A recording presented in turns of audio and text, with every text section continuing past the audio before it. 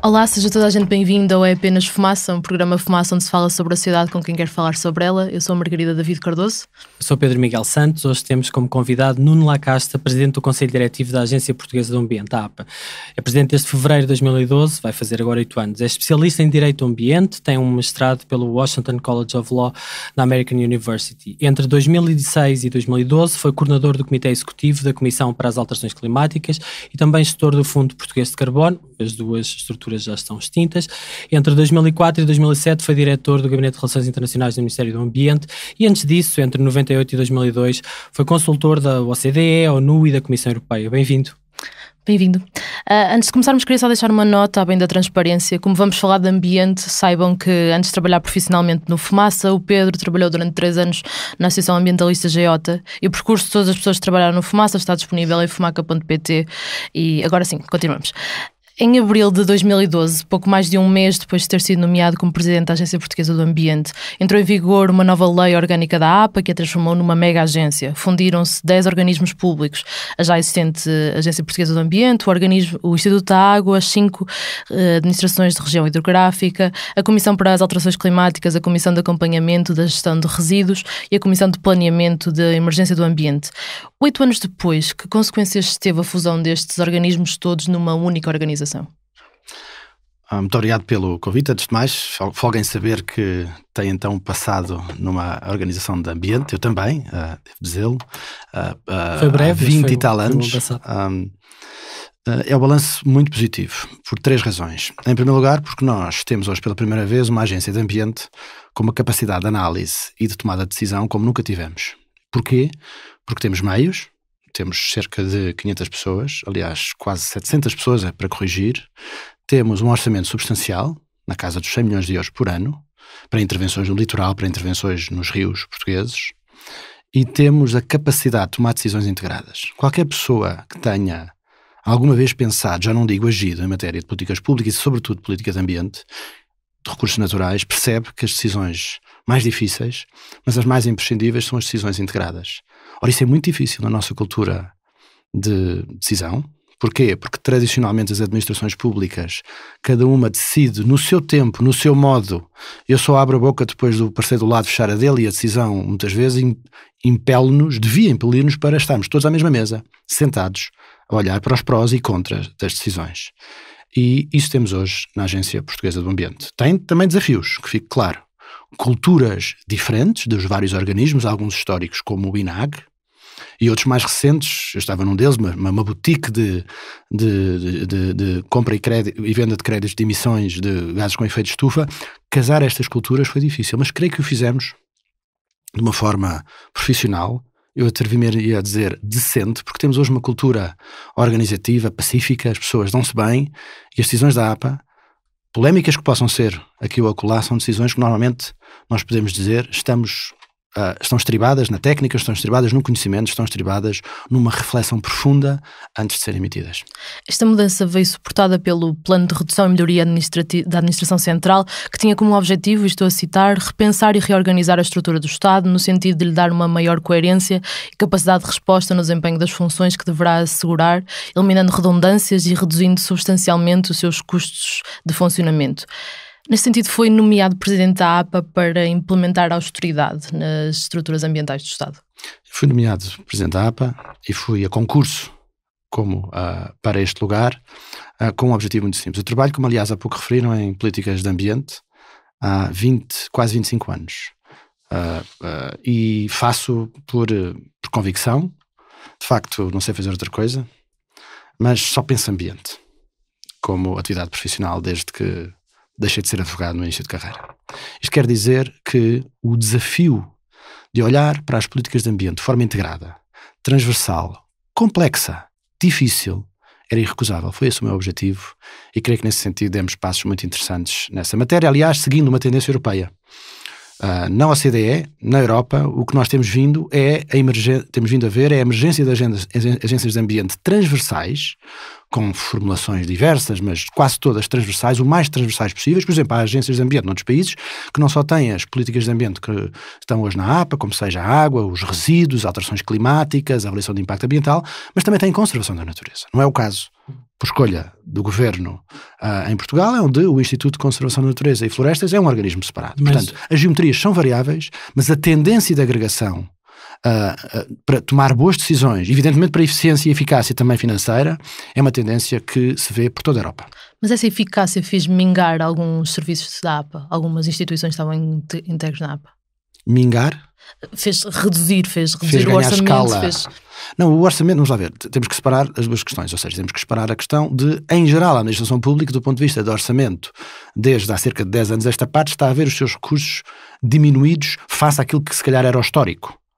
Porquê? Porque o país, a economia do país, está a gerar os recursos que está a gerar para efeitos de distribuição, nomeadamente para as administrações e depois para pagar a segurança social nossa, dos nossos pais e a escola dos nossos filhos. É simplesmente, olha, escolha pública. E em cada momento o governo de turno legitimamente toma as escolhas públicas. Pelos nossos descontos, não é? Pelos descontos das pessoas que trabalham. O que eu estou a tentar dizer é que a economia portuguesa, o PIB português anual, gera recursos que são depois utilizados e distribuídos, quer através da coleta de impostos, diretos ou contribuições específicas, e o resultado disto é um efeito distributivo, como outro qualquer, que é complexo, que é difícil.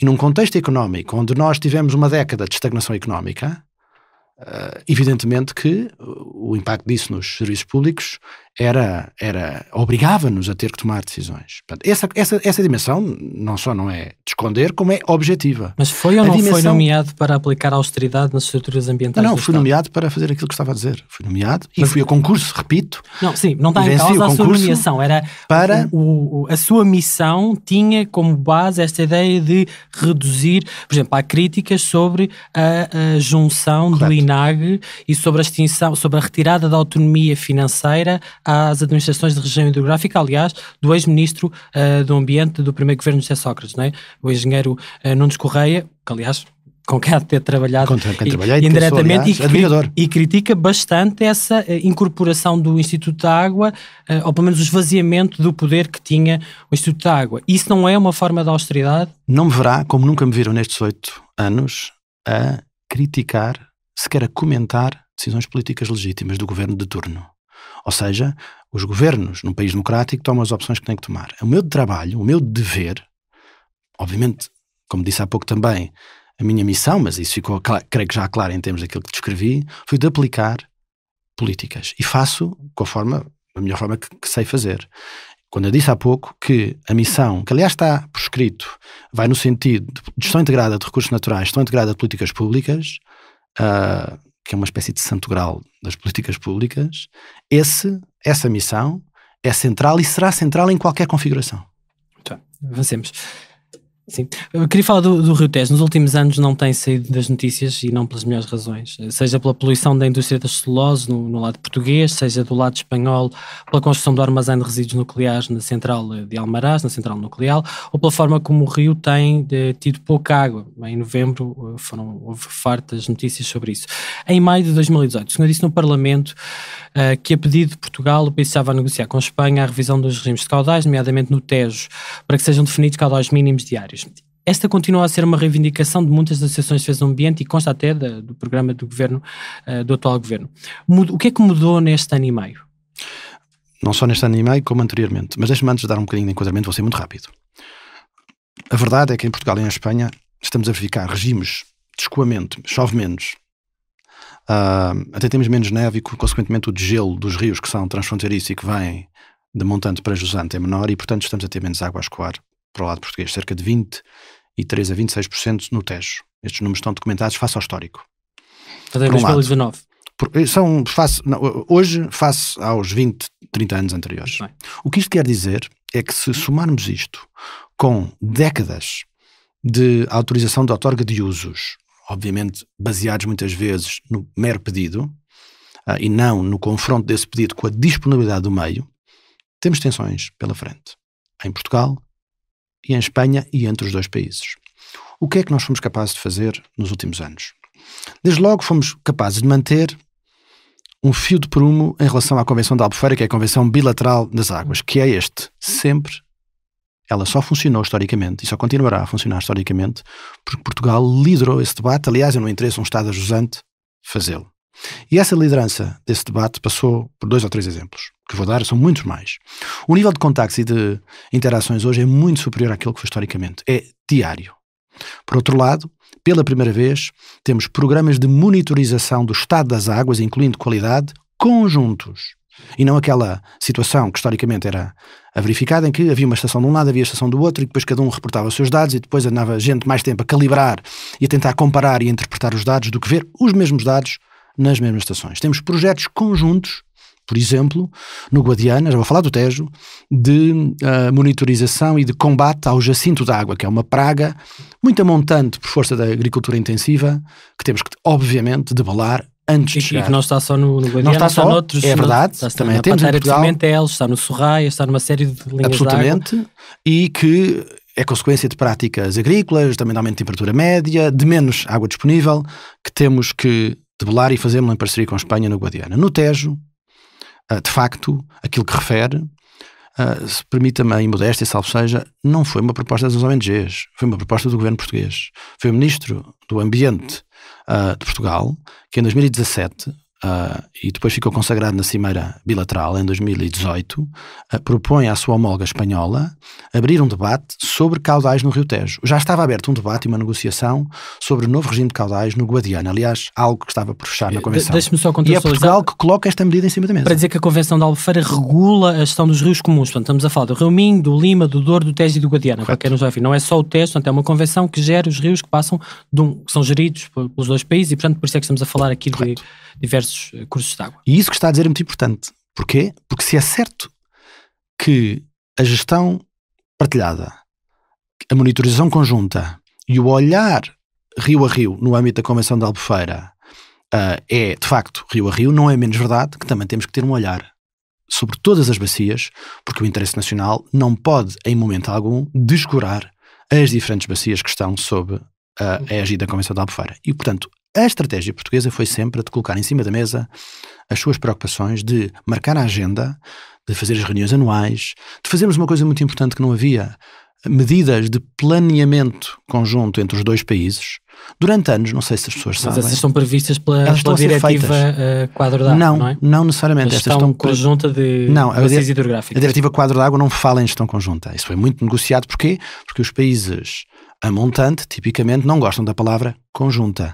São sempre os países... A montante é do lado da Foz. Do lado... Não. Do lado da nascente. Desculpa, eu queria dizer, a jusante é do lado da Foz, correto. A montante é do lado da nascente. E os países a montante, tradicionalmente, são mais avessos em partilhar e, já nem digo, gerir conjuntamente um recurso que muitas vezes percepcionam como sendo seus. São os países a jusante, os países da Foz, nomeadamente, e Portugal é um país a jusante nos rios internacionais que têm esse interesse. Marcar a agenda, peço só desculpa para terminar, e colocar em cima da mesa, como referiu, a ideia de, por um lado, olhar para a qualidade da água no Rio Tejo. Nós tivemos os nossos desafios em 17 e 18, são conhecidos, poderei falar sobre eles já de seguida, e creio que os superamos, com sangue, suor e lágrimas. Do lado espanhol, infelizmente, persistem desafios de qualidade da água, porque ao contrário de Portugal, historicamente em anos mais recentes, não fizeram os avultados investimentos, por exemplo, em estações de tratamento que nós fizemos. E Portugal é um país jusante e a água vem por ali fora. E vem bastante poluída por causa e, consequentemente, temos esse da agricultura intensiva, por exemplo. E além do mais, tem uma prática da agricultura intensiva, que por sua vez lança a matéria orgânica nos rios, que vem escoada por ali abaixo, se me permite a expressão. Mas em abril de 2019, o Parlamento votou por unanimidade uma resolução que, e cito, recomenda ao Governo que promova a revisão da Convenção de Albufeira e diz ainda que, pede ainda que se fixem caudais mínimos diários na fronteira, recomendando ainda que se assegure a transparência no processo de todos os dados sobre o caudal dos rios. Isto era uma recomendação ao Secretariado Técnico da Comissão da Convenção, não é? Portanto, era importante que esses dados fossem transparentes. A resolução falava até que eles pudessem ser disponibilizados no portal, no site desta convenção. Isto é um puxão de orelhas do Parlamento à APA. É o Parlamento dizer que a APA não fez o trabalho que lhe competia? Não, desde logo não me parece de todo o caso, porque aquilo que o Parlamento tentou fazer, é a minha interpretação, foi sistematizar uma resolução. Não é a primeira, já tinha havido uma resolução uns anos antes, precisamente tentando ter uma visão de conjunto sobre os desafios e os problemas, nomeadamente na gestão do Tejo. E, portanto, eu tive a ocasião de o dizer no Parlamento várias vezes, nós revíamos-nos completamente, quer na resolução anterior, quer nessa, e continuamos a fazê-lo. Aliás, em certo sentido, até um bom encorajamento para uma entidade administrativa que tantas vezes tem desafios para poder encontrar recursos, ter esse tipo de unanimidade na casa da democracia que é o Parlamento. Então o que é que está a falhar? É a Espanha que está a ignorar Portugal neste assunto? Não, eu acho que também está a falhar uma outra matéria, que é talvez a capacidade que temos que ter coletivamente em Portugal de comunicar o que estamos a fazer. E isso é todos nós. E vou explicar. Hoje, o Rio Tejo é mais monitorizado do que nunca, é mais analisada do que nunca, é mais fiscalizado do que nunca. Sobre isso não há mais pequena dúvida. Claro que aprendemos lições de Quer dizer que era muito pouco antes. O que eu estou a dizer é que o facto de estarmos a monitorizar o Rio Tejo como nunca, de termos investido mais de 20 milhões de euros em estações de tratamento de água, isto em 2 anos e meio, em monitorização de estações paramétricas, em milhares de análises, significa que hoje temos informação disponível e que está disponível no site da APA. Apesar de há uns meses atrás terem dito o contrário, demonstramos cabalmente que ela está disponível no nosso site e demonstramos cabalmente que temos programa de revitalização da monitorização dos recursos hídricos com mais de 3 milhões de euros investido na rede hidrometeorológica e, portanto, esse dever de comunicação, mas o dever de análise é aquele que estamos a levar a cabo. Mas permita-me só dizer mais uma coisa. Agora, no início do ano, estará disponibilizada uma nova ferramenta precisamente para, complementando as existentes, fazermos algo que é um compromisso anterior, aliás do próprio Governo, no sentido de disponibilizarmos com caráter regular ao público informação mais descodificada. Era aqui que eu queria chegar. Alguma desta informação requer às vezes descodificação, porque os especialistas conhecem-na. Para o público em geral perceber melhor esta mesma informação, estamos prestes precisamente a lançar para conhecimento público. Já o fazemos nas disponibilidades das barragens, que é todos os meses as pessoas vão se habituando, às vezes por más razões, porque há seca, a disponibilidade das barragens em Portugal. Vamos fazê-lo também no que diz respeito ao Rio Tejo, muito brevemente, com uma nova ferramenta. Mas ainda não se fixaram os caudais mínimos diários na fronteira, como falávamos há pouco. Quando é que isto vai mudar? Evidentemente trata-se de uma negociação bilateral. Aí sim, eu creio que o comentário há pouco de que estamos perante uma situação e uma negociação política ou diplomática é central. Portugal colocou em cima da mesa, também com transparência, não deixando de reconhecer que estamos perante uma negociação, as suas pretensões. As suas pretensões passam, por um lado, por uma maior interação e troca de informação no que diz respeito à qualidade da água, como há pouco referi. Estamos a fazê-lo no âmbito de um grupo de trabalho bilateral. Em segundo lugar, queremos convergir no sentido de termos caudais diários, caudais semanais, já temos caudais mensais. E temos que fazer uma coisa muito importante. Talvez a lição de setembro do ano passado nos tenha ajudado a perceber melhor. O que nós temos que melhorar também é a gestão, porque a água não passa toda num dia, nem passa toda igualmente nos dias todos e ao minuto. Ela tem períodos por trimestres, de acordo com a convenção onde é libertada. Aliás, foi esse o problema. E o problema foi que o terceiro trimestre, no caso do terceiro trimestre, tínhamos uma percentagem da água libertada que fazia com que no último tivessem que libertar aquela água toda, e daí de se ter verificado o esvaziamento do Pônsulo, que verdadeiramente é um braço de uma albufeira. O que nós combinámos com a Espanha, que reconheceu que se calhar devia ter feito melhor, isto também é público, na gestão desse período, foi que vamos fazer acompanhamento trimestral. Aliás, temos uma reunião já no início de fevereiro para fazer o acompanhamento. Mas nada garante que não volta a fazer o mesmo. Então, se esse acompanhamento é trimestral... O garante melhor que temos é a capacidade que temos de, insistentemente, diplomaticamente, tecnicamente, politicamente, temos níveis de interação muito estreitos com os nossos parceiros espanhóis. É isso que estamos a fazer, é isso que vamos continuar a fazer. E prosseguem, como referi então, as negociações com vista a olharmos para os regimes de caudais no Rio Tejo. Avancemos para um rio nacional. Em dezembro, 2 diques de proteção do Mondego colapsaram e as cheias obrigaram 80 pessoas a sair das suas casas. Isto já tinha acontecido em 2001, em 2016, inundações no Baixo Mondego com elevados prejuízos. O Ministro do Ambiente, João Pedro Matos Fernandes, disse em entrevista à RTP, e cito, que paulatinamente aquelas aldeias vão ter que ir pensando em mudar de sítio. Fim de citação. Que estudos é que sustentam estas afirmações do Ministro do Ambiente? Aquilo que o Ministro do Ambiente referiu é algo que quem trabalha com atenção, com vagar, com ponderação, com técnica, as questões das mudanças climáticas não pode deixar de colocar em cima da mesa. Isto é, talvez comecemos pelo litoral. Recorda-se, e não é desviar a atenção, o que eu vou dizer, vou voltar ao Mondego, que fique claro. Há cerca de 1 ano atrás, tivemos discussões sobre os planos de orla costeira, nomeadamente Caminha-Espinho. E aí creio que os portugueses começaram a perceber que, para além do fenómeno da erosão, estamos a perder centenas de metros, sobretudo nas zonas dunares de litoral ao mar, alguns deles são irreversíveis. Para além do fenómeno da erosão, conhecemos um novo fenómeno, que é o fenómeno do galgamento. E o facto de termos começado a discutir no litoral português, por exemplo, medidas de relocalização programada, é um sinal de maturidade da nossa sociedade. Digo mais, no âmbito da gestão de inundações... Desculpa interromper. Começámos a discutir, mas... No âmbito dos POC. Claro, estão lá previstas medidas programas de ordenamento de relocalização, dos programas de ordenamento costeiro. Exatamente. Medidas de relocalização programada mas em são as negociação. estruturas do Estado ou são as pessoas, não é? Porque quando diz começámos a discutir, mas não tenho notícia de que haja populações assim tão envolvidas na discussão da deslocalização das suas casas para o outro lado. Vou, aliás, dar-lhe essas notícias porque, aliás, não são novas. Portanto, nesse sentido, não são news. Há cerca de 5 anos atrás, e agora estamos na segunda vaga, Portugal começou a aprovar, na decorrência de uma diretiva europeia, os primeiros planos de inundações. Os planos de inundações são instrumentos, tal como os planos de costeiros, em que escolhas pungentes são levadas a cabo em diálogo com os municípios, em diálogo com as populações, em diálogo até com os diferentes proprietários. Isto é, a verdade é que as comunidades humanas, historicamente, instalam-se, já nem falo em Portugal, onde o ordenamento do território é desordenamento do território, muitas vezes em leito de cheia. E ao fazerem-no... Em zonas onde quando há uma cheia, o rio galga as margens. Galga as margens e tende a inundar tradicionalmente e inunda aquelas áreas. E põe em risco pessoas e bens. Ora, os planos de inundações chamam a atenção e têm medidas específicas de, primeiro, identificação das zonas vulneráveis. Temos isso pela primeira vez feito em Portugal, sob a liderança da APA. Em segundo lugar... Porque era tinham que o fazer, não é? A Espanha teve que fazer, a França teve que fazer, é uma diretiva europeia. Ou seja...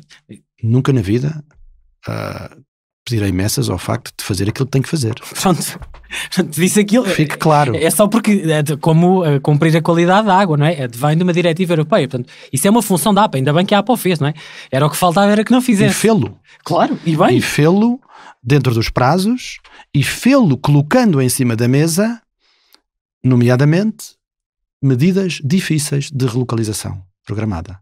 Quartéis bombeiros, casas privadas, não é para amanhã. O Ministro do Ambiente teve a ocasião de o referir. Mas é nosso dever, porque a função pública exige isso mesmo, colocar em cima da mesa desafios que temos pela frente. Porque com probabilidade, em alguns casos, não é em todos, mas em alguns casos, com probabilidade, primeiro, fisicamente é impossível proteger.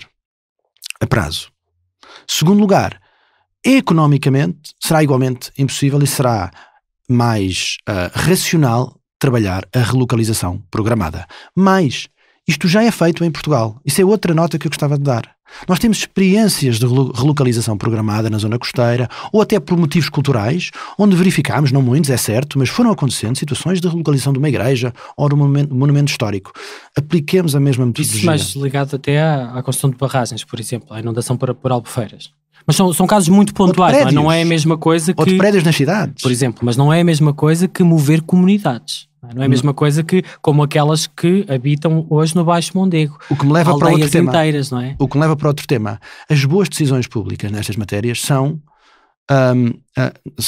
diversas e são multifacetadas. Nós temos que levar a cabo todas as medidas possíveis, e por isso eu digo há muitos anos que nós não temos medo de dizer, e em Portugal houve em tempos esse medo, que vamos proteger o litoral, que vamos proteger as nossas comunidades. E por isso o tema, só para dar mais um exemplo, da reposição de areia nas praias, que durante alguns anos era uma espécie de anátema, tirar areia ao mar, atirar dinheiro ao mar. Eu sempre fui contra esse argumento, porque está mais do que provado pela comunidade científica, não só cá, como noutros países, que têm esses programas, aliás, multianuais, que a melhor forma de proteger, não é única, de proteger o litoral passa por colocar uma barreira entre as pessoas e os seus bens, e o mar e a areia cumpre essa função, assim como cumprem quando justificável algumas políticas algumas medidas mais hard de enrocamento. É a mistura destas diferentes medidas de engenharia. No caso do Mondego, temos um projeto em cima da mesa, no sentido de, no Rio Arunca e depois no Rio Égua também, poderem, com afluentes do Mondego, com diques, extensão de diques, poderem precisamente ajudar, concluindo com isso o grande projeto do Mondego, ajudar nas inundações, prevenir inundações de algumas dessas comunidades. Mas elas não vão ter que mudar de sítio. Mas o facto de colocar em cima da mesa esse tema para debate, como aliás também foi colocado há uns meses atrás o tema dos veículos a diesel, significa que hoje a nossa comunidade está ou deve estar preparada para ter debates desta natureza, porque as alterações climáticas não são uma abstração. Nós estamos a vivê-las hoje. Mas isso parece-me que é muito claro para si e para os técnicos que estudam estas questões. Para alguém que mora numa aldeia no Baixo Mondego, que toda a vida viveu, ou no Vale de Santarém, que toda a vida viveu e está habituada que de tempos a tempos venha uma cheia e tenha de alguma forma ali durante uns dias a inundação, não parece bastante diferente e estranho que se diga isto e que as pessoas agora pensem que os investimentos de uma vida, as casas, as poupanças, os terrenos onde produzem alimento tenham que sair dali, não é? Não é bem a mesma coisa a sua visão mais de cima e alguém estar em casa a ouvir dizer que vai ter que sair dali porque é preciso sair dali. Tenho completa sensibilidade para estas questões, porque a APA, os seus técnicos, eu próprio, todos os dias estamos no terreno a olhar para as situações no nosso país e falar com as diferentes comunidades, com as autarquias, com as populações. E como é evidente, temos o conjunto das situações estão, regra geral, identificadas. O que eu estava a tentar dizer há pouco é que é importante que coloquemos em cima da mesa, por exemplo, associado a este debate, e não é tecnocrático, eu percebo o teor da sua pergunta, embora não tenha nada contra a técnica, numa sociedade que desvaloriza constantemente a técnica, muitas vezes em nome de certos contextos discursivos que convém desvalorizar a técnica. Poderemos voltar a isso, porventura, daqui a pouco. Não foi isso que eu disse. E, portanto, o que eu estou a tentar aqui referir é que é importante, precisamente, que uma entidade como a APA, que é uma entidade eminentemente técnica e de aplicação da legalidade, coloque em cima da mesa este tipo de questões. É nosso dever fazê-lo. E nesse sentido, vamos ter que o fazer. Por exemplo, estes territórios vão ser objeto de demarcação de faixas de risco, que varia no litoral, pode ir até 500 metros. Ora, é importante que as pessoas percebam que o facto o que é uma faixa significa que há uma faixa a partir da qual é muito arriscado estar, desde logo, novas construções, e em relação às existentes temos que fazer o melhor que possamos para as proteger e, no caso dessa impossibilidade, fazer escolhas públicas nesse sentido. Isto não é não ter em conta as preocupações das pessoas, é o contrário, é pensar nas pessoas, porque as inundações rápidas, com níveis de água muito mais intensos e muito mais frequentes, estão a ser a realidade. Veja esta recente inundação no Mondego. Em certo sentido, ultrapassámos vários históricos, chamados períodos de retorno, ou seja, a última vez que houve uma cheia não foi há 15 anos ou há 20 anos, como muitas vezes dizia que era o período de cheia a cheia. Tivemos uma em 16 e, como há pouco referiu, uma grande em 2001. A água que passou no açude de Ponte Coimbra por minuto agora foi a água durante 6, 7 horas nos limites daquilo que historicamente todos os estudos indicavam como sendo o limite de risco de cheia. Portanto, mesmo os cenários que historicamente existiam de engenheiros, de comunidades científicas, estão a ser constantemente quebrados, porque a realidade está, como na subida do nível da água do mar, a ficar além dos modelos. E é com essa dificuldade objetiva com que temos que nos confrontar hoje quando tomamos decisões. Falando agora da questão da costa, em 2014, como disse há pouco, começou a ser desenhada uma segunda geração de planos de ordenamento da costa, os agora denominados planos para a orla costeira, pensados para proteger a costa, prevenir e planear o recuo de estruturas ameaçadas pela erosão costeira e pelo galgamento.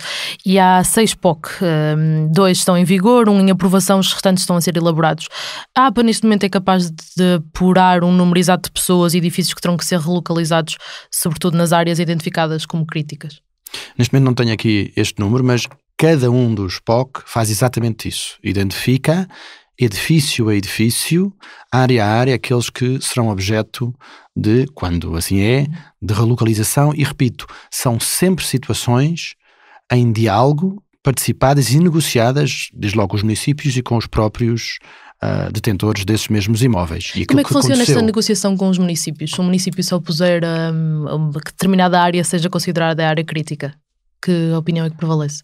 A consideração sobre uma área crítica, lá está o risco de sobreelevação ou de galgamento, é uma tarefa eminentemente técnica, e essa tarefa cabe à Agência Portuguesa do Ambiente e aos consultores que contrata. E sobre essa matéria não tem havido dissensão.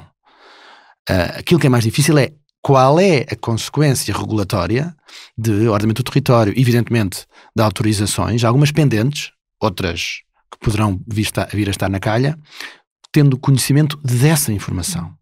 E são negociações difíceis, sobre isso não há mais pequena dúvida, mas são transparentes, são de bom senso e temos sido capazes, nos que já estão aprovados, sempre de encontrar esse consenso. E é isso que vai continuar a acontecer. Ou seja, os planos que estão agora a ser elaborados vão continuar a prever esta criação das áreas críticas. Também diga-se de passagem que os planos de orla costeira que agora estão a ser aprovados, que são os planos ditos de segunda geração, têm metodologias bastante mais finas. Somos hoje capazes de ter resoluções de terreno que não tínhamos há 20 anos atrás.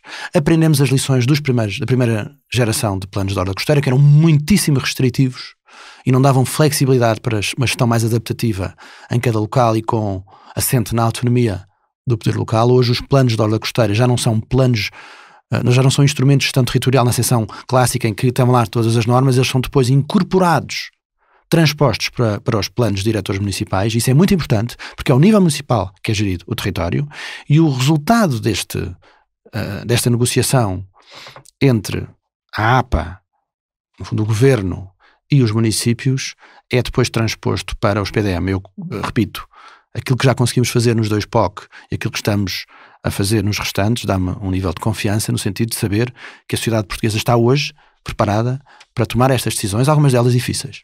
Está já em vigor, só para contextualizar, o programa de ordenamento da orla costeira de Ovar, Marinha Grande e de Alcobaça, Cabo Especial, e está em aprovação de Caminha Espinho, que gerou alguma polémica, pelo menos na praça pública, sobre posições dissonantes de autarcas e da APA. Considera que em alguns sítios já devia ter começado o processo de retirada de pessoas, em alguns lugares da costa? Em alguns sítios já começou. E noutros sítios não foi preciso. Também é preciso entender.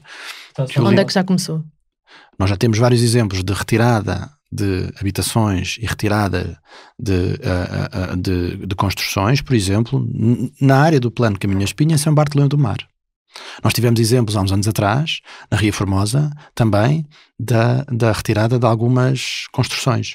E hoje as pessoas vão compreendendo essa necessidade. Não foi assim tão pacífico nas Ilhas Barreiras, nunca foi no Algarve. O que eu disse é que as pessoas vão compreendendo que há casos onde não há outra forma de gerir o litoral e de proteger as pessoas e os bens. O que nós temos que ser capazes de fazer é montar processos de negociação, de conversações, de participação e de envolvimento dos autarcas. É absolutamente decisivo que assim seja, e tem sido essa a metodologia que temos levado a cabo. E das pessoas. Da parte da APA, com certeza. E o que, para voltar... Porque eu disse-lhe isso, deixa-me interromper, só para dizer, porque a crítica que se faz normalmente é que, de facto, a APA reúne-se com outras entidades especialistas, com os autarcas, mas vão bater à porta das pessoas para lhes dizer que elas têm que sair da casa delas daqui a 1 ou 2 meses. Não é? São as últimas a ser ouvidas e não são tidas nem achadas. Muitas vezes... Mas sabe que é o contrário na prática. Porque na prática fazemos sessões com as populações e na prática falamos com cada uma das pessoas. E na prática fazemos, a regra geral, de mão dada com os municípios. E portanto... Então há um afastamento entre esses processos... Não só não há um afastamento, como há o dar a cara em relação às decisões que são tomadas. Como imagina, a mais fácil das decisões seria ignorar o risco. Seria dizer, então, ou os municípios que tratem do assunto, só... ou que venha amanhã o próximo galgamento e logo se vê como é que se resolve este assunto. O nosso dever, quer por lei, quer por missão, voltamos a esse ponto, é de colocar em cima da mesa estes desafios. Não temos outro dever. E tentamos, na melhor medida do possível e da nossa capacidade, em exercê-lo todos os dias. Segundo uma cartografia de risco costeiro associada à subida do nível médio do mar, foi elaborada por uma equipa de investigadores da Faculdade de Ciências da Universidade de Lisboa, cerca de 146 mil pessoas vivem numa faixa de risco de 11 concelhos de Portugal e podem estar numa situação vulnerável já em 2050, perante uma subida de 44 centímetros no nível médio do mar, e podem ser 225 mil pessoas em 2100, num cenário de uma subida de 1 metro. O Estado vai ter capacidade de financiar todas as intervenções necessárias ou os privados vão ter que entrar nisto? Vamos ter que fazer, como por exemplo estamos a fazê-lo na mitigação, na redução de emissões, estratégias de financiamento dessas necessidades que envolvam investimento público e que envolvam também investimento privado. Parceria público-privada. Estratégias de investimento. Quando todos os dias tomamos decisões sobre a compra de um frigorífico ou de uma viatura, evidentemente são decisões individuais, são decisões privadas. Quando o Estado toma uma política, assume uma política de fomento de energias renováveis, é uma escolha pública, é uma decisão pública. No que diz respeito ao exemplo que estava a dar, eu conheço muito bem o estudo do professor Carlos Antunes, é o que está a referir-se. Ele veio trazer para cima da mesa uma metodologia que estamos a estudar com todo o rigor. E gostava de dizer nessa matéria que essa metodologia tem elementos que são compatíveis com aquela que eu poderia chamar a metodologia APA, que foi há pouco referida a propósito dos programas de orla costeira. Os programas de orla costeira e os planos de inundações que referi anteriormente são os primeiros planos em Portugal que já internalizam cenários de alterações climáticas. E, aliás, isso não era uma exigência da diretiva, foi uma decisão própria da APA. Porquê? Porque tem hoje... Seria estranho não o fazer. Olha, se calhar fôssemos vários organismos separados, pode ter a certeza que era assim. O facto de estarmos dentro de casa, sentarmos à mesma mesa e conseguimos ter cenários transversais e ter um diálogo de especialistas que de outra forma seria muito difícil, para não dizer impossível. E portanto está feito. Isso não deixa de ser surpreendente, não é? Que me diga que as estruturas do Estado não têm hoje presente um determinante tão comum como vivemos num tempo de emergência climática, não ponderar qualquer decisão com este contexto. Não me leva a mal dizer o seguinte, porventura é da sua geração. Eu tenho 49 anos e quando comecei a trabalhar nestas matérias há 20 e tal anos em Portugal, em alterações climáticas, ninguém falava disto. Há 10 anos atrás, não me esqueço, estávamos a discutir o primeiro roteiro para a neutralidade carbónica e tivemos discussões intensas dentro do governo, há mais de 10 anos, do governo de então, sobre se seria sequer publicitável. E o Ministério do Ambiente na altura disse, não, isto está feito, isto é para pôr cá fora. Portanto, a verdade é que algumas destas informações são difíceis, às vezes, de digerir, de colocar cá fora, e ainda bem que temos hoje uma nova geração para quem isto não é aceitável. Portanto, em resposta à sua nota, para quem já anda aqui há uns tempos, não é nada surpreendente e é dever, missão e quase obsessão em garantir que ligamos as pontas nas políticas públicas, e é isso que faço todos os dias. Sobre a questão dos planos costeiros, dos planos de inundações, eu tenho dito isto e reitero aqui, porventura para quando falarmos daqui a pouco do aeroporto do Montijo. Eu tenho perfeita consciência, se calhar mais do que a maior parte dos stakeholders, como agora se diz, que nós estamos numa fase das decisões públicas e numa geração que vamos ser convocados para decisões difíceis. Porquê? Porque temos muito mais informação do que tínhamos anteriormente. Mas ao mesmo tempo existe um enorme nível de incerteza face às escolhas que teremos que fazer. Ou seja, nós vamos tomar decisões, ou vamos ser chamados para tomar decisões em localizações relativamente às quais nós temos, por exemplo, informação que nos leva a concluir que a subida do nível da água do mar pode ser ali um risco apreciável. E, nos casos, vamos ter que tomar decisões sobre, por exemplo, subir o nível do terreno em 5 metros. Noutros casos, não vamos ser capazes de tomar essas decisões. E aquilo que é, talvez, diferente do que era há 20 anos atrás, há 10 anos atrás, é que, por um lado, algumas destas decisões vão ser efetivamente muitíssimo difíceis para gerir a incerteza decorrente daí. Outras, vamos ter que as tomar assegurando sempre, aliás, em todas elas, assegurando sempre o maior nível possível de interações entre diferentes entidades. Então, falemos em casos concretos e, nomeadamente, continuando neste tema dos programas de orla costeira, para falar, por exemplo, de 3 casos e 3 aqui na zona da área metropolitana de Lisboa. Cidade da Água em Almada, Ocean Campus em Algés, Lisboa, e plano de expansão da Quinta do Brancano no Barreiro. São 3 exemplos de investimentos de milhões de euros em construções coladas à água, precisamente numa área que será afetada pela subida do nível do mar, não é? Isto faz algum sentido?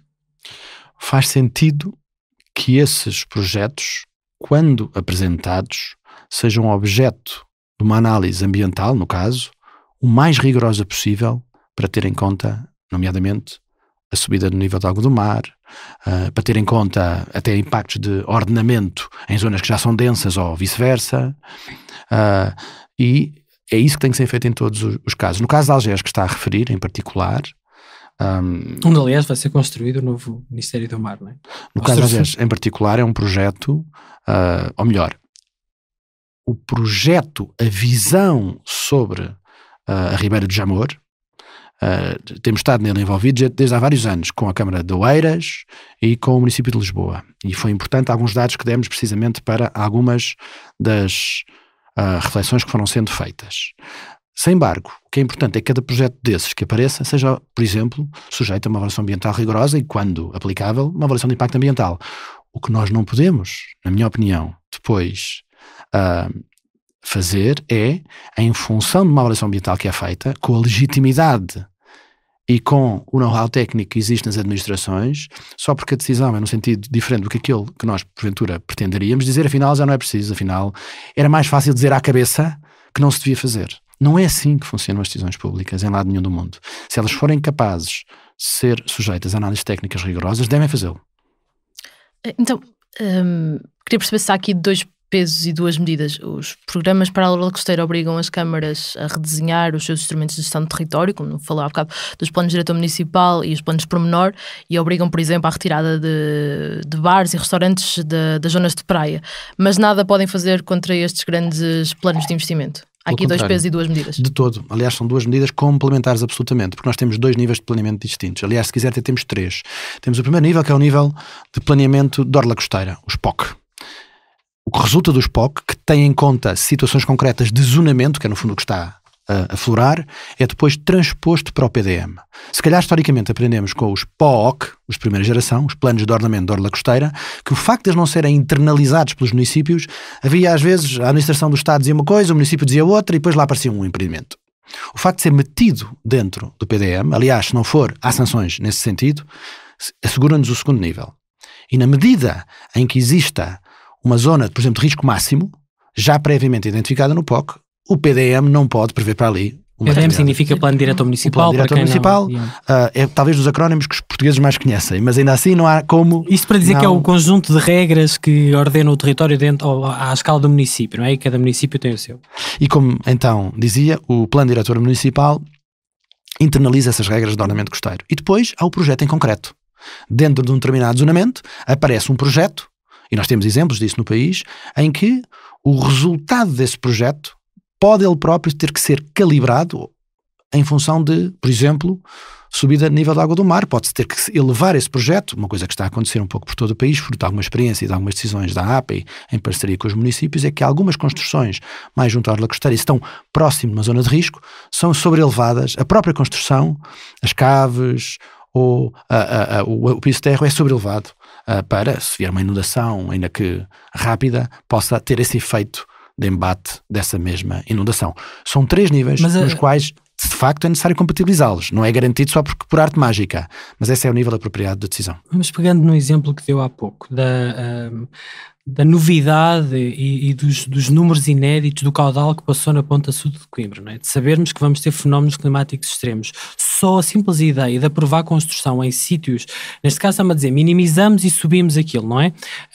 O que estamos a falar é de um outro campeonato. O que vai vir aí, não é? E o que está a acontecer é de um conjunto de fenómenos extremados que provavelmente essas medidas não vão fazer nada e vamos ter danos de bens, de investimento, de uma série de construções que foram autorizadas num contexto hoje onde já sabemos aquilo que, ou pelo menos temos alguns cenários que prevêem destruição e que prevêem que aqueles sítios, aqueles locais onde está a ser construído estão num risco e, portanto, não deviam estar lá.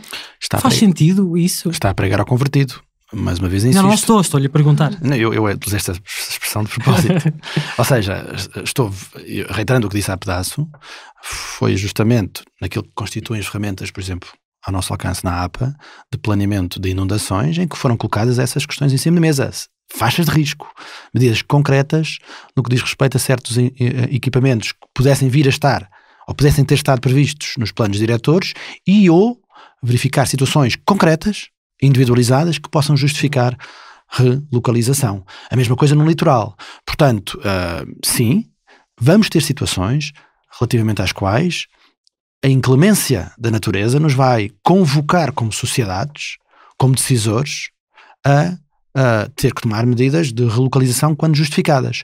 Mas vamos também ter situações em que nós vamos não ter medo de proteger. Para dar, mais uma vez, um exemplo financeiro. Em termos de litoral em Portugal, o conjunto dos investimentos de proteção do litoral desde 2016, só para ir recuar a uns anos mais recentes, que já foram feitos e aqueles que estão na calha para fazer nos próximos anos, ascenderão a mais de 120 270 milhões de euros. Nós estamos a gastar na ordem de grandeza dos 200 a 300, dependendo, por década e meia de proteção do litoral. Diremos... E ainda bem que temos fundos comunitários. Ainda bem que temos fundos comunitários. Porque a maior parte desse dinheiro vem de fundos comunitários. A taxa de participação é sempre superior a 60%, é verdade. Mas ainda bem também que temos a noção de prioridades coletivas sobre a proteção do litoral e não temos que ter medo de o dizer. Avancemos para um caso concreto destes que estamos a falar, falar com o convertido. Vamos falar sobre o aeroporto de Montijo. Com exceção de um conjunto muito reduzido de disposições, 10, que são favoráveis à construção do novo aeroporto de Montijo, a esmagadora maioria, em 1180 participações, é contra o projeto. Esta posição considera a solução do projeto apresentada uma má solução, é transversalmente defendida por cidadãos, organizações não governamentais de ambiente, associações e outros representantes da sociedade civil e autarquias, e sustentada por opiniões de técnicos especialistas de diversas valências, que manifestam grandes reservas quanto ao projeto, pelos impactos significativos negativos, não minimizáveis, em particular nos sistemas ecológicos, ambiente sonoro, saúde humana, qualidade do ar, alterações climáticas, ordenamento do território, segurança, recursos hídricos e acessibilidades. Fim de citação. Isto é um excerto do relatório da consulta pública do aeroporto de Montijo. No passado dia 21, o senhor assinou a declaração de impacto ambiental que deu luz verde ao avanço das obras. Independentemente disto, do que fosse dito ou escrito, o senhor estava condenado a ter que aprovar uma declaração de impacto ambiental que fizesse avançar as obras, não estava? Todo, aliás, disse-o repetidamente e insisto neste ponto. Nunca senti nenhuma pressão sobre esta matéria. Realmente? Mesmo com as declarações do Primeiro-Ministro dizendo que não havia alternativa, não havia um plano B, com as declarações do Ministro das Infraestruturas e Habitação dizendo que era adiar o desenvolvimento do país, isto não é uma pressão? E o próprio Primeiro-Ministro e outros membros do Governo vieram dizer que se o projeto do aeroporto fosse chumbado por razões ambientais, não haveria aeroporto naquela localização. E, portanto... Então, não havendo o plano B, não havia aeroporto. O que eu estou a dizer é que não sentimos essa pressão, as administrações não sentem esta pressão, regra geral, nas suas decisões, porque isto é muito importante também que os portugueses percebam. É que a decisão de impacto ambiental sobre o aeroporto, como todas as outras, é uma decisão coletiva, não é só da Agência Portuguesa do Ambiente ou das CCDR, as Comissões de Coordenação Regional, quando são elas as entidades que lideram o projeto. Mais de 16 entidades públicas, no fundo, quem é quem no Estado e nas autarquias relevantes esteve envolvido, um conjunto vasto de cerca de 30 técnicos esteve envolvido, foram pedidos mais 30 parceiros a entidades externas e este conjunto de análises técnicas, ou melhor, de inputs técnicos, permitiu-nos ter uma decisão que concluiu, podia ser o contrário, que o aeroporto era ambientalmente viável. Se o aeroporto não fosse ambientalmente viável, a decisão teria sido outra. E, consequentemente, e como fazemos muitas vezes, eu vou dar um exemplo que é conhecido, há cerca de 2 anos, foi rejeitado, em avaliação ambiental, um projeto de um gasoduto que iria passar ali na zona do Douro, do Alto Douro Vinheteiro. E as razões que levaram àquela decisão são razões muito parecidas com aquelas que estão em cima da mesa para efeitos de análise. A decisão é que pode ser, nos casos favoráveis, a noutra. É verdade que no Douro há a Unesco, há a classificação como Património da Humanidade e, portanto... Então, mas aqui no Tejo é uma zona protegida, uma ZPE. Exato. Portanto, é isso que uma série de pessoas não percebem. E o que eu estou a dizer é que, em parceria com o Instituto de Conservação da Natureza e Florestas, analisámos de fio a pavio as consequências ambientais do aeroporto sobre a avifauna em termos de espaços para nidificação e alimentação, e foi possível encontrar, quando aqueles espaços eram postos em causa pelo tráfego aeronáutico, foi possível compensar por essa via outros espaços no mesmo ecossistema que pudessem ser utilizados para as aves continuarem ali a utilizar esses mesmos espaços. Se não fosse possível, não teria sido esse o sentido da decisão. Já vamos às aves, porque para nós era interessante continuar a explorar esta questão da participação dos cidadãos e para perceber, portanto, estamos a falar na consulta pública de 10 exposições favoráveis em 1180, portanto todas as outras foram desfavoráveis e não... Isto já aconteceu noutras questões e noutros processos em que há um conjunto há uma consulta pública aberta e depois há um conjunto de opiniões, pareceres, posições que são desconsiderados. Por exemplo, sobre uma sondagem de pesquisa de petróleo ao largo de Algesur, a APA desconsiderou 1.600 participações contra o projeto porque, e cito, dizem na generalidade respeito à exploração de hidrocarbonetos, matéria que não é objeto do presente pronúncio e que recorte sim exclusivamente à sondagem de pesquisa. Isto é um detalhe, é uma burocracia, não é? Parece-me a mim que as pessoas que participaram nisto estavam a opor àquele projeto em concreto. Estamos a falar aqui de um detalhe. E há um conjunto de queixas recorrentes de cidadãos, de movimentos ambientalistas, de que a consulta pública, que os cidadãos não têm instrumentos para impedir aquilo que consideram ser a destruição de um determinado bem ambiental. Eu refuto liminarmente esse tipo de críticas e vou explicar porquê. No caso da prospecção de hidrocarbonetos ao largo da costa do Algarve, de facto, as pessoas que se pronunciaram não foi por falta de elementos, foi um projeto bastante transparente do ponto de vista da sua disponibilização, disseram que o que não queriam era a exploração. E de facto não se pronunciaram sobre a prospecção. E não é um pormenor, é um pormaior, porque aquilo que estava a ser analisado era a prospecção. E porque é que isto é tão diferente? Se isso é claro para si... Mas eu vou explicar porque é que é claro. É claro por uma razão muito simples. É que o método de prospecção, quando comparado com o método de exploração, é a noite do dia. No caso concreto, não vou entrar em pormenores, mas só para, enfim, sumarizar algo que é em si mesmo também complexo, diga-se de passagem, foram também, mais uma vez, dezenas de entidades que tiveram a ocasião de se pronunciar sobre isto, e poderei falar já de seguida, se quiserem, que é um tema sério, da assimetria de informação, quer entre as entidades públicas e promotores, quer também entre as entidades públicas quando têm capacidade e os próprios cidadãos. Falarei sobre participação pública nessa dimensão, se quiserem. Mas o que eu posso dizer é que a tipologia de intervenção, cerca de 2 metros de diâmetro, para um furo vertical, explicado, com o nível de exigências que foram colocadas em cima da mesa para análise, não nos podia, e foram analisadas, não nos podia ter levado a uma decisão que não aquela, que era a de considerar que aquele tipo de intervenção não justificava a avaliação de impacto ambiental. Foi nisso que se tratou da decisão. A decisão não foi saber, mais nada foi saber se deveria ser sujeito ou não à avaliação de impacto ambiental. Sabe porquê? Eu disse isso na mesma conferência de imprensa que está a citar aí. Eu disse que o nível de detalhe de informação que foi pedida ao promotor, na prática, quase que equivaleu a uma avaliação de impacto ambiental. Portanto, não foi por falta de informação, não foi por falta de análise, não foi por falta de consideração que a decisão, dentro da legalidade, foi tomada. Não, a questão aqui não era a legalidade. Era ponderar qual é o peso que os cidadãos, mesmo que massivamente aconteceu mesmo, não era responsabilidade da APA, mas, por exemplo, com a emissão de um título de utilização do espaço marítimo, não é? Emitido pelo Ministério do Mar, precisamente relacionado também com o furo de Algesur, em que houve 4.000 e tal participações das pessoas que se opunham à emissão daquele título, e ele também foi desconsiderado e o título foi emitido. O que estamos aqui a falar é se fazer consultas públicas faz ou não algum sentido, porque o que as pessoas percepcionam é que, independentemente das suas opiniões, que não são naturalmente tão fundamentadas tecnicamente como as dos serviços do Estado e como os serviços competentes, não servem para nada e é apenas um passo que tem que se cumprir. Eu ia acrescentar há pouco mais outra nota. É que, ao mesmo tempo, as administrações têm o dever de justificar o que é que... em que modo é que como é que ponderaram as diferentes opiniões, e fazemos-lo sempre.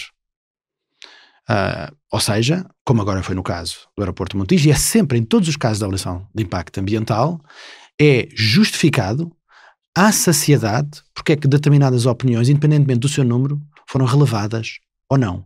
E não são poucas as vezes em que opiniões, algumas até de oposição, e algumas das propostas que são feitas por pessoas ou entidades que se opõem a um determinado projeto, mas não são poucas as vezes em que algumas das propostas que fazem são incorporadas na decisão final, se porventura for favorável.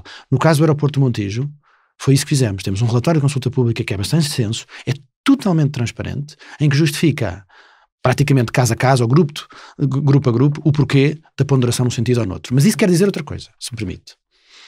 E é esta. A forma de avaliação não é pelo número. Porque também sabemos que muitas vezes temos centenas de opiniões que são representativas, sem dúvida nenhuma, mas que são exatamente o mesmo frase de pronúncia. E o que nós tentamos fazer, é um exercício complexo, é olhar para o mérito para além do número, olhar para o mérito, para o argumento, para as justificações, para as razões das pessoas, das entidades que se pronunciam em sede de consulta pública e, com base em critérios técnicos e em consciência, tomar uma decisão. Portanto, as pessoas podem confiar nas consultas públicas realizadas em Portugal. Vamos lá ver, as pessoas podem claramente confiar nas consultas públicas realizadas em Portugal. E o que eu acho que as consultas públicas e a participação do público poderia melhorar, já o disse em público muitas vezes, é a vários níveis. Por um lado, o que nós temos verificado, e foi uma exceção o caso da prospecção de hidrocarbonetos, como foi uma exceção o caso do armazém de resíduos temporários em Almaraz, como foi uma exceção o aeroporto do Montijo, infelizmente, é que as pessoas não estão a participar nos processos formais. No entanto, nunca houve tanta participação do público em Portugal.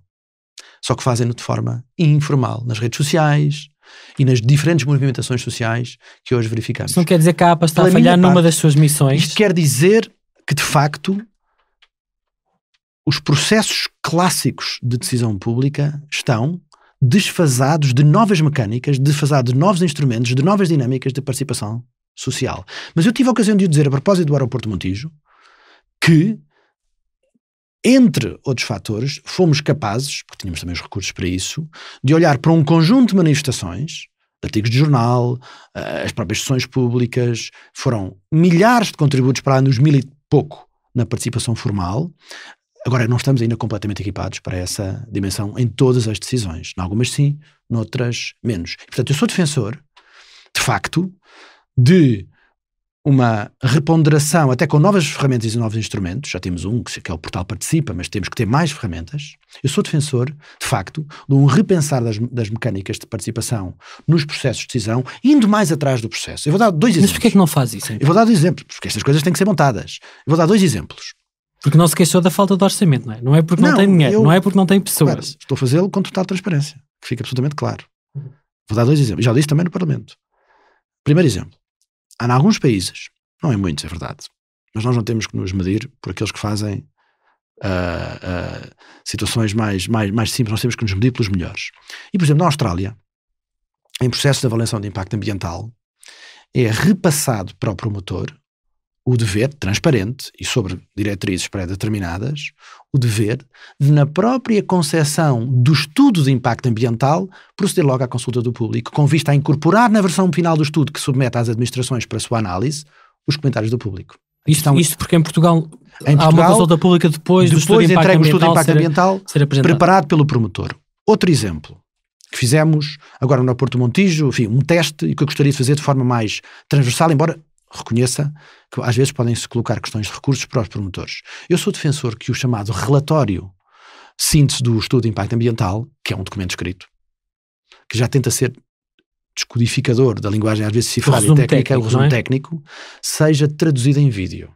Ou seja, bem, hoje em dia as pessoas, há mais gente a utilizar o YouTube do que o Google. E, portanto, a ferramenta de pesquisa, de escolha das novas gerações é o YouTube. O que é que eu quero dizer com isto? As pessoas estão muito habituadas ao vídeo. E se nós puséssemos ter os resumos não técnicos, não quer dizer que não venham em escrito, mas em formato de vídeo, que até pode durar... Mas o que é que impede que isso aconteça hoje? Que até pode durar 10 minutos e validado pela autoridade administrativa, porque senão é um vídeo de marketing. Creio que podíamos progredir nesse sentido, e nesse sentido temos feito caso a caso, porque, repare, o custo de um vídeo comparado com o custo de um relatório, sem uma ordem de grandeza, completamente incomportável para alguns projetos mais pequenos. Estamos a testar estas novas metodologias. Falando de outro instrumento de avaliação ambiental, as organizações de defesa, 8 organizações de defesa do ambiente anunciaram que vão recorrer aos tribunais e à Comissão Europeia para travar o projeto do aeroporto Montijo por considerarem que este infringe leis nacionais, diretivas europeias e tratados internacionais. Fazem 2 acusações principais: que a construção deste novo aeroporto deve ser sujeita a um processo de avaliação ambiental estratégica e que o estudo de impacto ambiental tem insuficiências graves. Porquê que não foi feita uma avaliação ambiental estratégica do novo aeroporto? Eu tive a ocasião também de referir isto repetidamente. Tratou-se nesse contexto, e a APA aquilo que fez foi de analisar um projeto concreto que lhe foi apresentado. É essa a nossa missão, é esse o nosso dever, e fizemos-lo. Sem embargo, também referi E a declaração de impacto ambiental do aeroporto Montijo tem considerações de índole estratégico nela própria. E até se pode dizer que num caso ou noutro, porventura, teríamos ido um pouco mais além daquilo que é norma ver-se numa decisão deste tipo. Vou dar 2 exemplos. Por um lado, fizemos um bocadinho um zoom out, se quiser, no que diz respeito a questões de ordenamento do território no Arco Ribeirinho Sul, algumas das quais também, diga-se de passagem, tendo em conta impactos na margem norte, no que diz respeito a transporte fluvial. E por isso consta da Declaração de Impacto Ambiental como recomendações para várias entidades do governo, vários ministérios. Também é muito comum fazer recomendações ao próprio governo, mas fizemos-lo ao nível do ordenamento do território, no que diz respeito, por exemplo, a considerar projetos como a ligação Montijo-Barreiro, um velho projeto. Se quiser, do ponto de vista do ordenamento do território, aqui vou dar uma opinião pessoal, mas é um parêntese que me permitam que faça.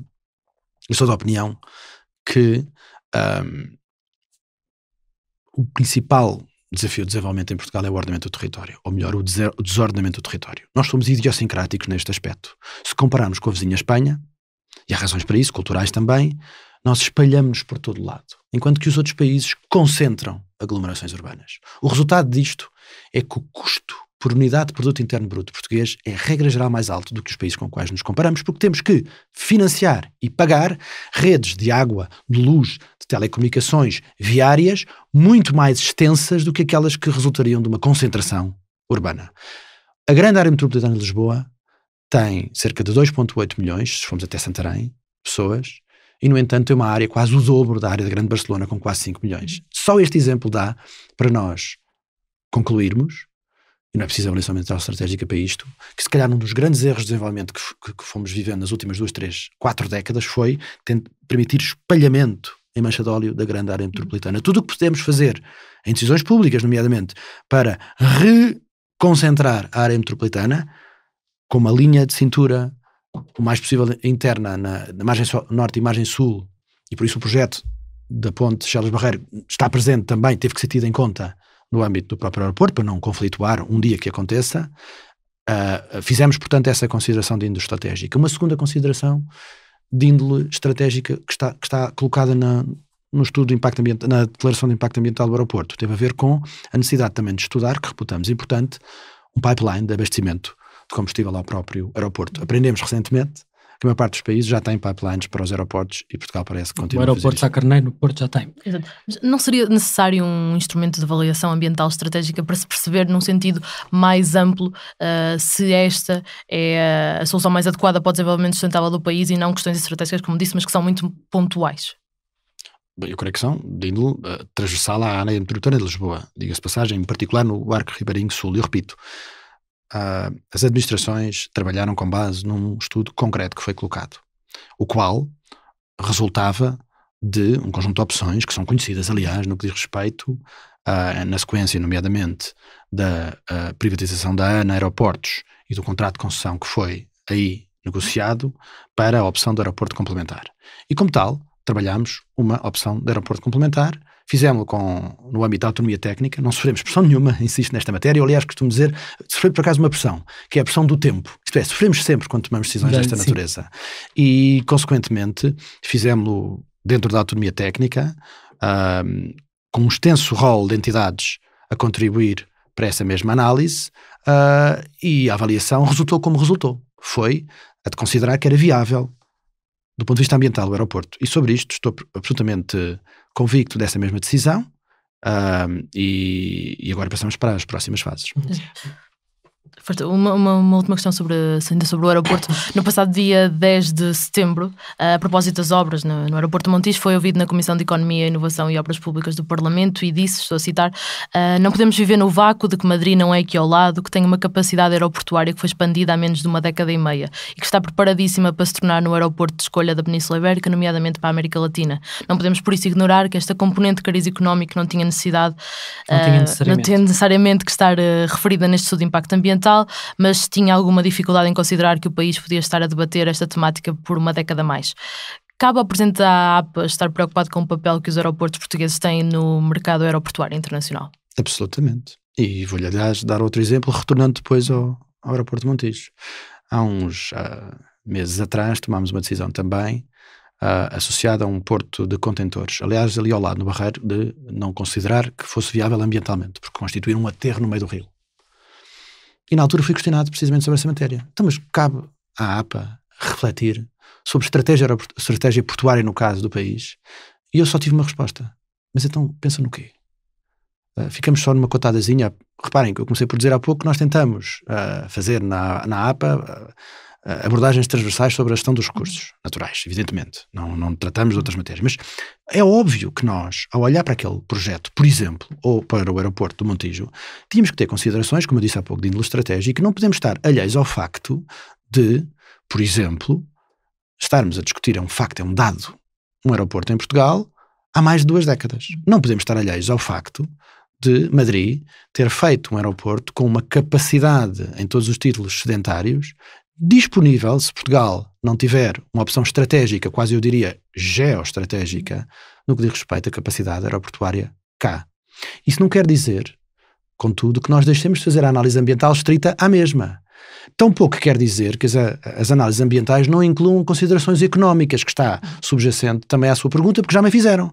Que conversa é esta de a APA refletir sobre matérias económicas? E eu disse, mas a APA reflete sobre matérias económicas, desde logo porque é obrigada por lei. Uma avaliação de impacto ambiental tem um descritor chamado socioeconomia, entre outros. Claro. Mas, não é o único descritor, não é a única matéria ponderada, mas dizer que não podemos olhar para estas matérias é simplesmente não conhecer aquilo que a lei nos manda fazer. Mas onde é que traça essa linha entre entre conservação e proteção ambiental e os interesses de crescimento económico? Também temos metodologias para isso. Ou seja, tipicamente cada avaliação de impacto ambiental, as entidades na comissão de avaliação determinam logo no início do procedimento quais são os fatores relevantes para a decisão. E por isso é que disse sempre que, sem embargo de saber que há considerações económicas sobre o aeroporto de Montijo, que a decisão assentou essencialmente em saber se era viável ou não para efeitos de matérias como ruído e avifauna. São os fatores relevantes desta decisão. Estamos mesmo a terminar. Eu queria só fazer-lhe uma última pergunta, porque várias das pessoas que nos ouvem fizeram-nos essa questão, e até por uma coisa que disse agora relativamente à questão do aeroporto, da capacidade sedentária do aeroporto de Madrid, não é?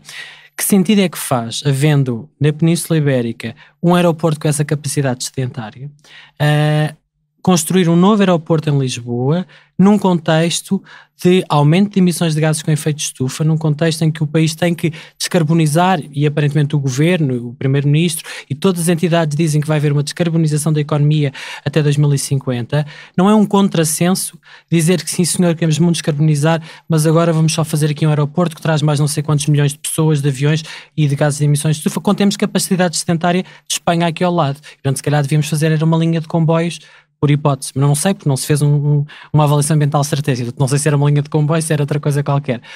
Como é que responde a estas críticas? Essa sua pergunta tem 2 componentes. Tem a componente, lá está, de estratégia aeroportuária portuguesa, e tem uma componente de emissões de gases com efeito de estufa daquela infraestrutura. Quanto à primeira parte, para mim, não resta a mais pequena dúvida que, se caíssemos num cenário que descreve, a TAP e dezenas de milhares de empregos em Portugal estariam no dia seguinte em risco. Porquê?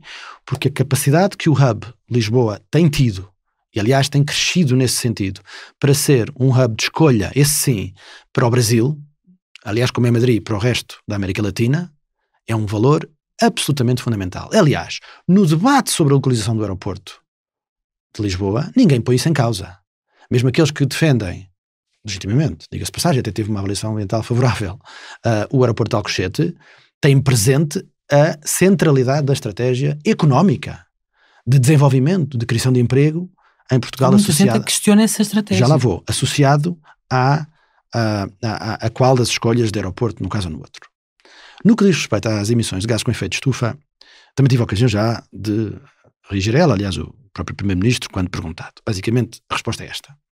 As emissões de construção do aeroporto estão acauteladas, porque há medidas na DIA que são muito restritivas sobre essa matéria, e a própria infraestrutura será provavelmente das infraestruturas aeroportuárias mais verdes do mundo. Mas não é dessas que se fala. Já lá vou. As emissões associadas ao aeroporto, e aí também creio que há alguma confusão em alguns meandros técnicos, mas da nossa parte não existe, até porque a entidade em Portugal que tem a capacidade e a competência para fazer estas contas é a Agência Portuguesa do Ambiente, que foi quem fez as contas no âmbito do retorno de neutralidade carbónica e a resposta é esta. As emissões associadas ao aeroporto do Montijo, no horizonte temporal que estamos a discutir, certamente será até 2050, estarão sempre cobertas pelo teto nacional de emissões nesse horizonte temporal. Para traduzir isto por miúdos, Portugal, neutralidade de carbono não significa emissões zero. Isso também já toda a gente vai percebendo. Significa que o que quer, que significa que tem que diminuir radicalmente as emissões globais do país, mas ainda assim vou emitir alguma coisa até 2050. Está estimado em cerca de 10 a 13 milhões de toneladas, das atuais 70 milhões de toneladas de hoje. E, portanto, o que é que nós temos que fazer em 2050? É compensar esses 10 a 3 com o sequestro, com a retenção de carbono, só se faz num sítio, em escala, que é na biomassa florestal. E Portugal já o fez no passado e, evidentemente, aquilo que está preconizado é continuar a fazê-lo. Portanto, as 10 a 13 milhões de toneladas em 2050 serão compensadas por 10 a 13 milhões de toneladas retidas na biomassa florestal nacional. As emissões do aeroporto de Montijo, que são uma fração disto, estarão contidas nesse teto. Está respondida a questão. Sim, para terminar, e é uma questão que nós já tivemos aqui no Fumaça, queríamos falar sobre a transparência e sobre a APA. Para a preparação desta entrevista nós falamos com vários dirigentes das associações de defesa do ambiente e foram comuns as queixas de que a agência que dirige não dava respostas a e-mails, não respondia a ofícios, não divulgava informações. Aqui no Fumaça também, a propósito de uma série que fizemos sobre a prospeção de gás em Algesbarrote e na Bajoca, ainda hoje continuamos à espera de respostas de e-mails, ainda bem que está aqui a falar connosco e a dar-nos esta entrevista. No site da Agência Portuguesa do Ambiente não há, como é comum noutras entidades do Estado, qualquer relatório de contas. O mais recente orçamento disponível é de 2015 e é possível aceder apenas a um relatório de atividades de 2017. Os links não funcionam. Dão para documentos que não têm nada. Não há um único plano de atividades disponível online, do que nós conseguimos pesquisar e que abra. Portanto, vai à página e não acontece. A APA tem um problema de transparência? Não creio. E, aliás, vou já averiguar porque estão online, e já assisti dezenas de vezes, aliás, faço-o de casa sempre que preciso, quer os planos, quer os relatórios de atividades, seguramente destes últimos 5 a 6 a 7 anos. Portanto, sobre isso não tenho a mais pequena dúvida, que fica absolutamente claro. Sobre o nível de transparência, eu creio que a administração pública em geral e a APA em particular é das entidades mais escrutinadas hoje na sociedade portuguesa. Antigamente, se calhar, o facto de serem várias organizações não queria dizer que a soma aritmética dessas organizações não resultasse em entidades ambientais terem um nível de exposição. A verdade é que hoje é a APA e, consequentemente, estamos preparando-nos, é um trabalho diário, estamos mais bem preparados do que estávamos há 8 anos atrás, para o nível de escrutínio, vivemos com isso confortavelmente, e para o nível de transparência. Todos os dias recebemos dezenas de pedidos de informação. Os pedidos de informação são respondidos e, mais do que isso, nós temos informação disponível no nosso site, que aliás está em atualização para ficar mais atrativo, como nunca. É bastante complexa a navegação. É um pouco complexa, seja, porque o nível... Se a transparência se medir por isso, é muito pouco transparente. É complexo porque o nível de informação que lá consta, que lá existe, é variado. Mas temos uma forma de navegação razoavelmente simples, por sistemas de informação, por áreas de política, temos os destaques, quer em termos de participação pública, lá está, no site, na página de abertura, quer as notícias do dia e quer os comunicados do dia, e temos depois sempre 3, 4 destaques. Temos um conjunto de programas. E quanto às críticas das associações de defesa do ambiente? Eu tenho tido a ocasião de referir que sempre que a Comissão de Acesso aos Dados nos coloca questões, que nós temos sempre respondido a elas e não temos até agora nenhum tema com a Comissão dos Dados. Também não é menos verdade o seguinte, que há dias estava a discutir com uma associação de ambiente o seguinte, e vou-te pôr a coisa nestes termos: a APA não faz política. Isto é muito claro. Não faz política. Nós somos uma organização do Estado, somos uma organização administrativa. O que é que eu quero dizer com isto? Às vezes fazem-nos perguntas, e já aconteceu, uma outra organização, por exemplo agora no caso do aeroporto de Montijo, que nos pedia pela documentação da avaliação de impacto ambiental do aeroporto, mas pedia essa informação, se não me engano, em dezembro do ano passado. Ora, por lei, estamos impedidos de a dar porque o processo administrativo não está concluído. Isto não é dizer que não tenha havido consulta pública, que houve. O que diz a lei é o seguinte: toda a informação de um projeto de avaliação de impacto ambiental, como é este caso, é pública. Mas é pública toda essa informação uma vez tomada a decisão, que foi na semana passada. Portanto, às vezes fazem-nos perguntas já sabendo que nós não podemos passar a informação, porque a lei nos impede de o fazer. Não creio que haja esse problema. Considera-se um ambientalista? Considero-me alguém que desde muito cedo na carreira optou por esta área. Como disse, comecei por ser advogado e um dia vou a um seminário com um amigo e olhei, foi uma apresentação na altura sobre comércio internacional e ambiente e fiquei absolutamente fascinado e soube nesse dia que ia seguir a minha carreira nesta matéria. Mas fui para os Estados Unidos, onde vivi quase 10 anos e onde trabalhei em projetos muito complexos nas áreas internacionais, muitas alterações climáticas. Era um tema que trabalhava quando praticamente ninguém em Portugal o fazia. E tenho uma noção sobre a dificuldade das escolhas associadas às decisões ambientais. Obviamente, enviesado, se quiser utilizar a expressão, pela experiência que vivi numa administração como é a APA ou anteriormente. Mas uma coisa digo, do ponto de vista da percepção sobre a imprescindibilidade da preservação dos recursos naturais, da sua valorização, da utilização de métodos modernos nessa mesma preservação, na capacidade analítica das administrações para tomarem decisões informadas, sobre essa matéria, sou obviamente um ambientalista. Obrigada. Esta foi mais uma entrevista do É Apenas Fumaça, um programa Fumaça onde se fala sobre a cidade com quem quer falar sobre ela. Obrigada, Nuno Lacasta, presidente da Agência Portuguesa do Ambiente. Esta entrevista foi preparada por mim, Margarida David Cardoso, pelo Pedro Miguel Santos e pelo Ricardo Esteves Ribeiro. O Bernardo Afonso foi responsável pelo som, a Joana Batista pelo vídeo e a fotografia. Fazem ainda parte da equipa Fumaça Ana Freitas, Frederico Raposo, Maria Almeida, Moutafes, Sofia Rocha e Tomás Pinho.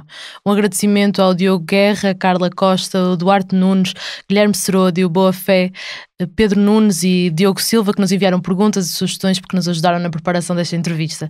A música é dos Lotus Fever. Podes ouvir mais entrevistas, reportagens ou séries em fumaça.pt, no YouTube, Spotify ou na tua aplicação de podcasts. Queremos fazer do Fumaça o primeiro projeto de jornalismo português totalmente financiado por quem nos ouve, vê e lê. Se queres fazer parte da comunidade, vai a fumaca.pt/contribuir. Até já.